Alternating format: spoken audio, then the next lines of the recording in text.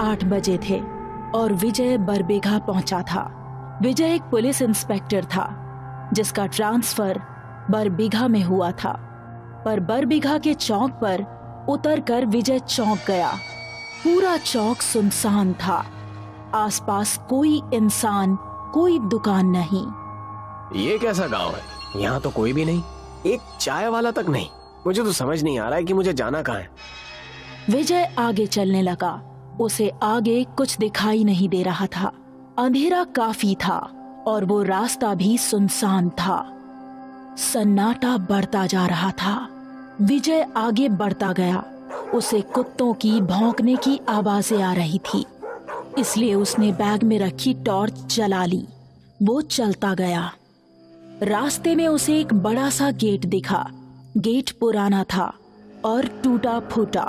विजय ने उस पर लिखे शब्द पढ़े, मुजरा बाजार।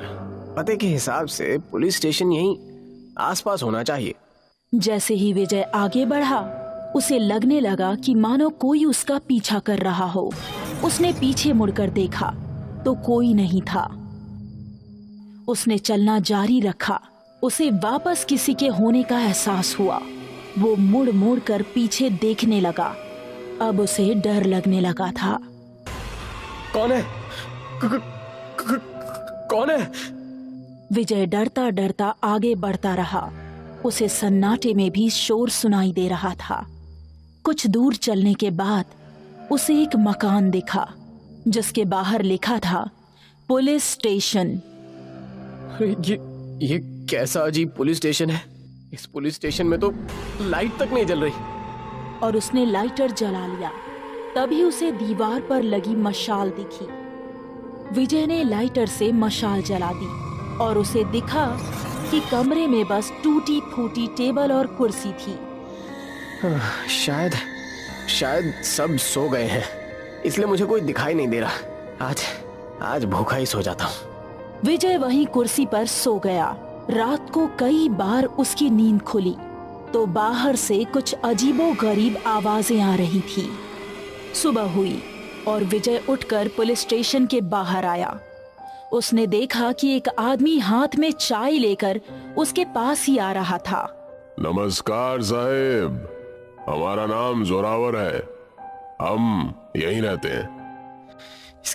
इसकी शक्ल कितनी अजीब है। अरे कल रात तुम कहाँ थे? और इस पुलिस स्टेशन में कोई काम नहीं करता क्या?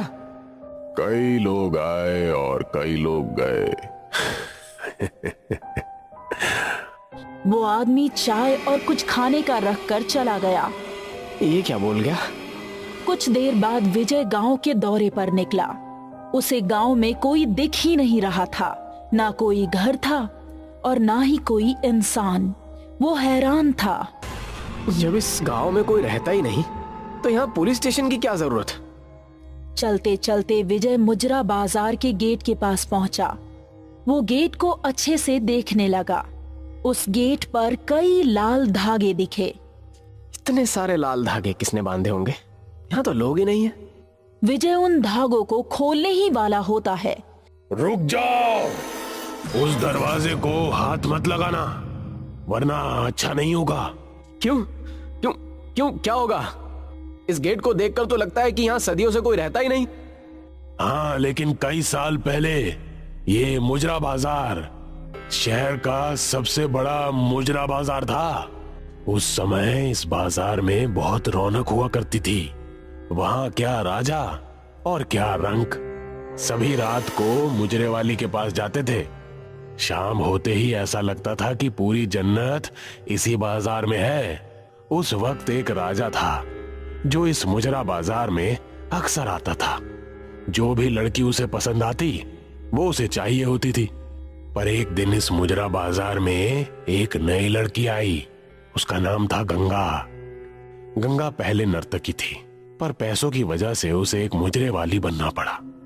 पर गंगा पवित्र थी, वो बस नाच कर पैसे कमाती थी। पर राजा की नजर उस पर पड़ी और वो उसे चाहिए थी।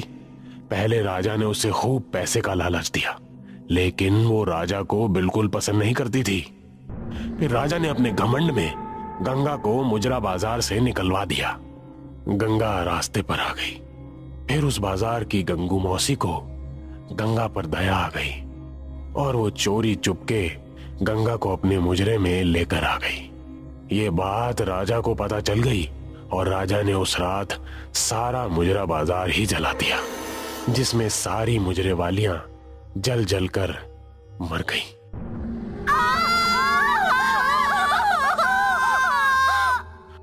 उसके बाद अक्सर लोगों को घुंघरूओं की झनकार सुनाई देती है। ओह, तो क्या इस वजह से गांव वाले गांव छोड़कर चले गए? अरे छोड़कर नहीं गए, मारे गए, सारे मारे गए। मुजरे वालियां किसी भी तरीके से अपने शिकार को मुजरे बाजार के अंदर बुलाती हैं और बेदर्दी से उन्हें मारती हैं। लेकिन ये कैसे हो सकता है? उन्हें मरे हुए तो कई साल हो चुके हैं ना। मुझे तो लगता है आप सब गांव वाले बेफिजूल की अफवाह फैलाकर इन सब भूत प्रेत की कहानियों को बढ़ावा दे रहे हैं। बेटा कुछ दिन यहाँ रहो, तुम खुद जान जाओगे। ये सब सुनकर विजय वापस पुलिस स्टेशन की ओर लौट गया। आज रात फिर उसे आवाजें सुनाई देने लगी। वो डरा हुआ था, डरा सहमा सो गया। अचानक वो रात को चलने लगा और चलते चलते मुजरा बाजार के गेट पर पहुंचा। गेट अपने आप खुल गया, तबले की थाप शुरू हुई और घुंघरूओं की झनकार। आगे विजय के साथ क्या हुआ ये किसी को नहीं पता, बस उसकी एक चीख सुनाई दी और मुजरा बाजार में एक बार फिर वही सन्नाटा छा गया। मैंने कहा था ना, कुछ दिन में खुद जान जाओगे।